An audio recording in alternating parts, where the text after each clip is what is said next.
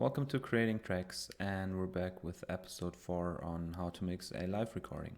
Last time we've started to balance the instruments a little bit and look for difficulties in our project.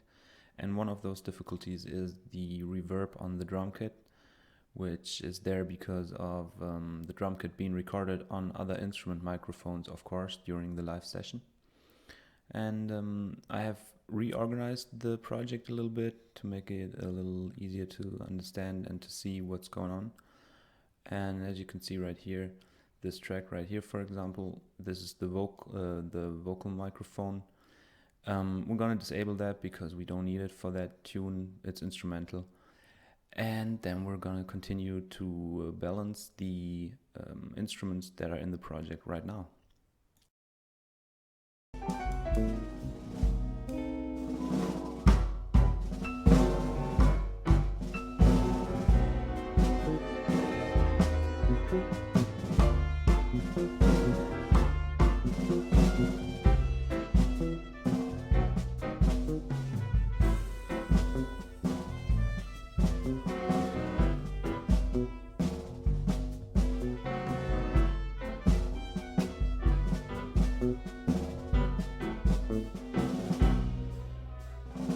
So this was the track without the brass section. I muted the section for now, and we're gonna mix the instruments in there first.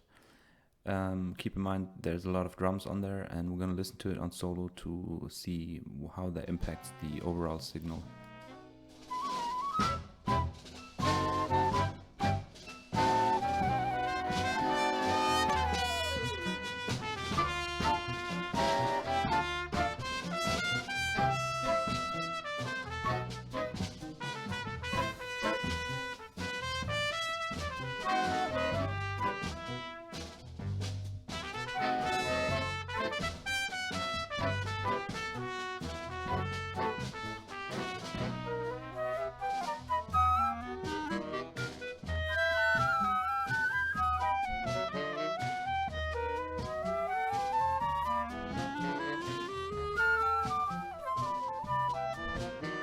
Okay, sounds pretty flat because of course all the instruments are still in the middle.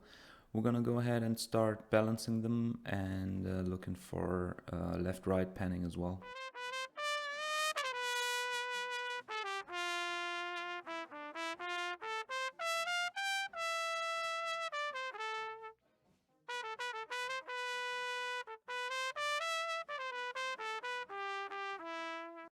So I turned down the trumpet a little bit and put it slightly to the left. What I want to do with all these instruments in this section is basically get rid of the center, so they all left or right. So the recorded signal of the drum kit is spread out a little bit as well, because that will impact the overall sound the most. And we're also trying to build a stereo image, so let's continue with the next track.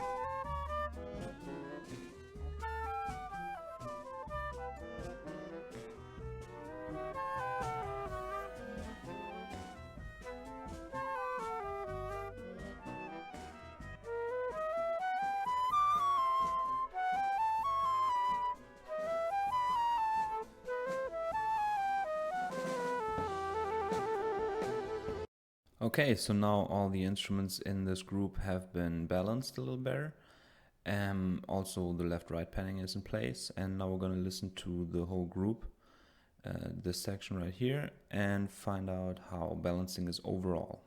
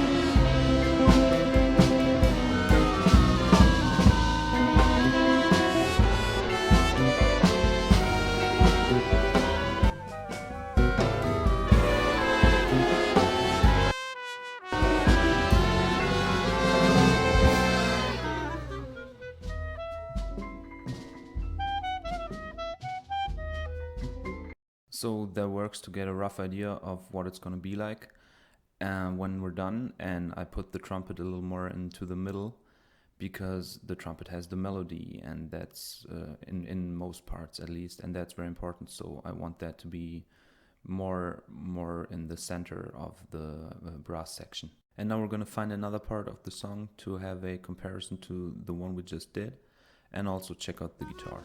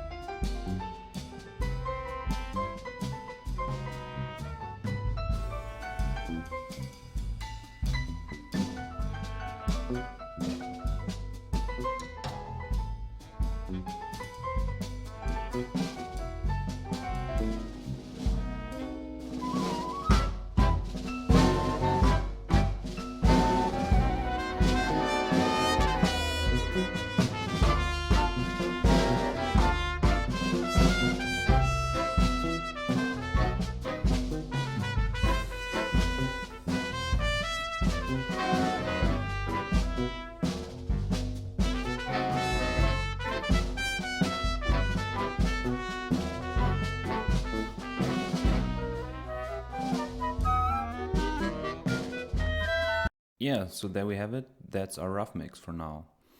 And next time I'm gonna start using the equalizer and maybe a little bit of compression to fine tune what we have so far.